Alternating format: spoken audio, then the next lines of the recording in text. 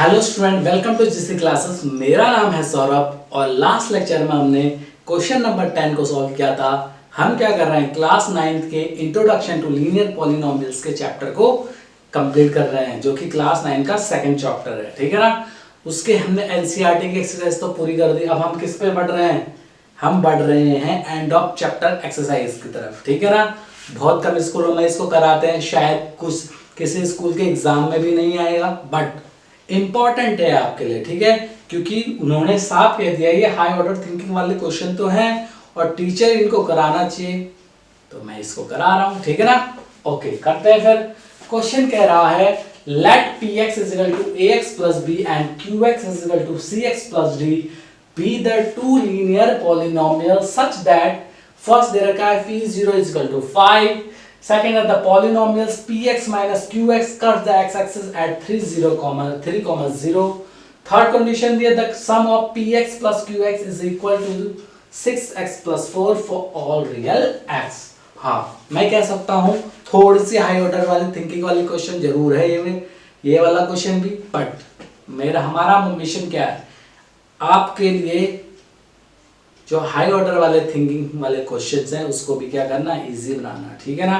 तो मेरा मिशन तो यही है, मेरा मोटिव ये है कि आपकी जो मैथ्स है वो इजी हो जाए, मेरा मिशन है। तो ठीक है, करते हैं इस मिशन के लिए आगे बढ़ते हैं। ओके, अब समझाता हूं मैं तुम्हें कहना क्या चाह रहा है। देखो, px is equal to ax plus b and qx plus cx plus b to linear polynomials. हमें दो लीनियर पॉलिनोमियल्स दे रखे हैं। कौन कौन से?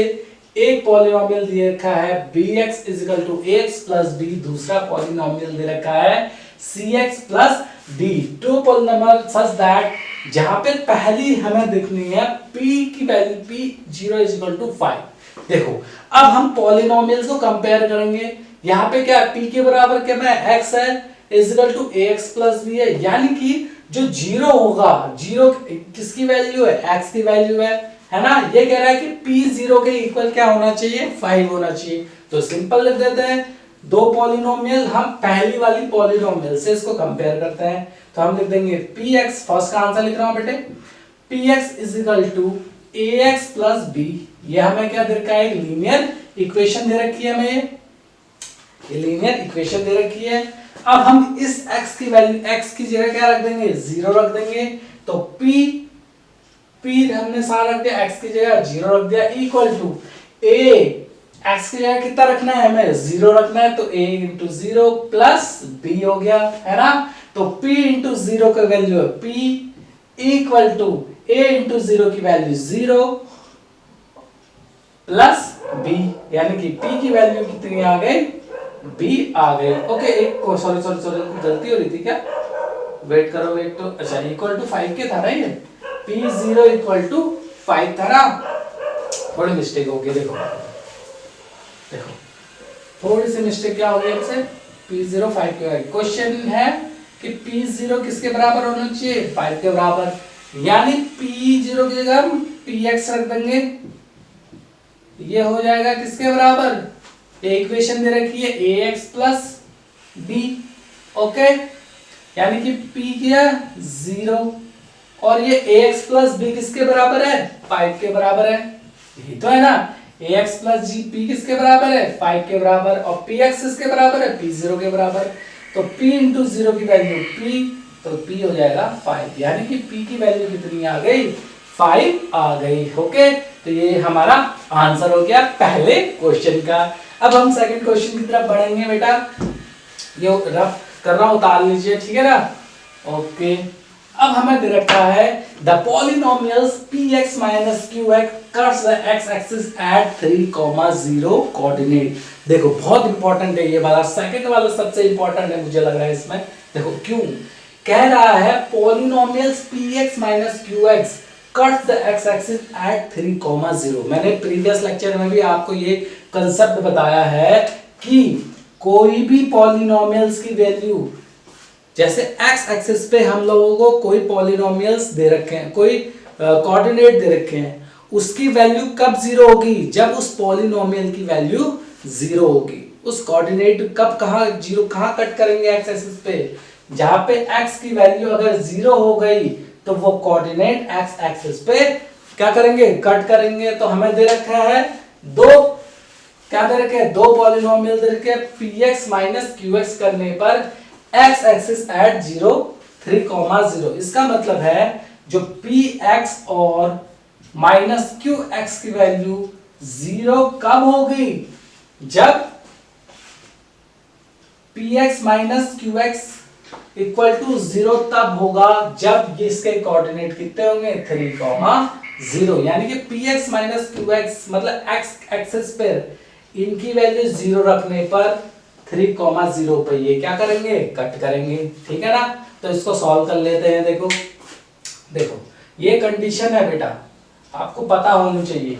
ये क्या है, एक कंडीशन है, आपको ये पता होनी चाहिए कि x एक्सिस पे x की वैल्यू 0 होने पर x एक्सिस पे लाइंस क्या होंगी, कट होंगी, कोऑर्डिनेट्स पता चलेंगे। ओके, अब देखो px की वैल्यू कितनी तरह की है, यहाँ पे ax प्लस b, तो हम लिख देंगे px की जगह कितना रख देंगे, ax प्लस b लिख देंगे, माइनस qx की जगह रख देंगे cx प्लस d रख देंगे। यहां से रख रहे हैं बेटा हम, इक्वल टू 0 रख देंगे। ओके, यहां तक की बात समझ में आई।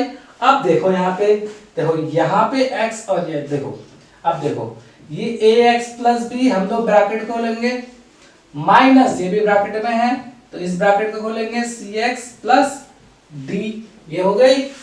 ओके, तो ये आ गया दूसरा इक्वल टू 0, है ना, ax plus b px minus qx, ठीक है ना। तो px minus qx is equal to 0, इसीलिए ax minus cx plus d equal to 0। तो ये आ गया दूसरे का आंसर। क्यों कह रहा है the polynomials px minus qx cut the x axis at 3,0। तो ये पॉलिनोमियल होगा जहां पर px minus qx x axis पे कट करेंगे 3,0 पर। ठीक है ना, तो क्वेश्चन नंबर 2 का भी हम लोगों ने आंसर निकाल लिया है। टफ लग रहा है क्या, बिल्कुल टफ नहीं है। अब आते हैं थर्ड क्वेश्चन की तरफ। ठीक है ना, थर्ड क्वेश्चन की तरफ आ गए। थर्ड क्वेश्चन क्या कह रहा है बेटा, the sum of px plus qx is equal to 6x plus 4 for all real x। इसका मतलब है कि अगर हम px और qx को इक्वल करते हैं तो आंसर कितना आता है, 6x plus 4 आता है। और सारे x की वैल्यू, ऑल रियल x मतलब x की वैल्यू कुछ भी हो तो इन दोनों को प्लस करने पे कितना आना चाहिए, 6x plus 4 आना चाहिए। तो देखो बिल्कुल सिंपल है, देखो px क्या दे रखा है, px plus qx is equal to कितना, 6x प्लस 4 दे रखा है हम लोगों को। अब देखो px की वैल्यू कितनी है, ax plus b plus qx की वैल्यू कितनी है, cx plus d equal to cx plus 4 आना चाहिए। ओके, अब हम इसको सॉल्व कर रहे हैं। देखो यहाँ पे कैसे सॉल्व करेंगे हमको, ओके अब आप देख लीजिए, ये x यहाँ पे, x यहाँ तो x यहाँ पे कॉमन आ जाएगा और इसके बाद में क्या आ जाएगा, इससे पहले लिख देते a प्लस सी। देखो a प्लस सी लिखते, a प्लस सी और x है कॉमन आ जाएगा और क्या बचेगा, ये b plus d equal to cx plus 4।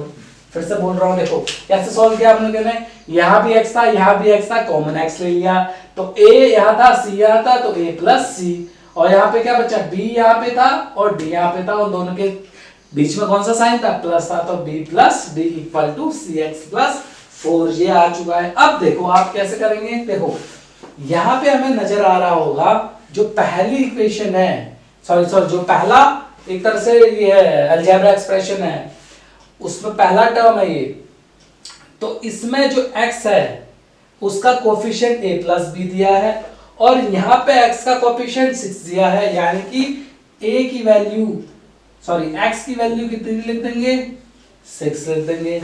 यहाँ पे देखो b प्लस डी है प्लस के बाद और यहाँ पे प्लस के बाद 4 है, तो हम लोग जो p की वैल्यू भी रख सकते हैं, x की वैल्यू, x का टर्म 0 था, x की वैल्यू 6 और यहाँ पर कोफिशिएंट b प्लस डी, तो b की वैल्यू क्या आ जाएगी, 4 आ जाएगी, यानी कि 6 और 4 क्या है, वो रियल x है, मतलब रियल नंबर हो सकते हैं। क्या पूछ रहा था, फिर से बताता हूँ। The sum of px plus qx is equal to 6x plus 4 for all real x, यानी कि x की वैल्यू 6 आ जाएगी और x की वैल्यू 4 आ जाएगी, या फिर b की वैल्यू 4 आ जाएगी, क्योंकि x के कोफिशिएंट से पहले क्या है, x का कोफिशिएंट यहाँ पे क्या है 6 और इसके बाद टर्म क्या है 4, तो टर्म आ जाएगा 4, तो 4 को लिखना चाहिए, टर्म लिखना चाहिए, ठीक है ना। तो वैल्यू क्या आ गई 6 और 4 आ गई, ठीक है ना।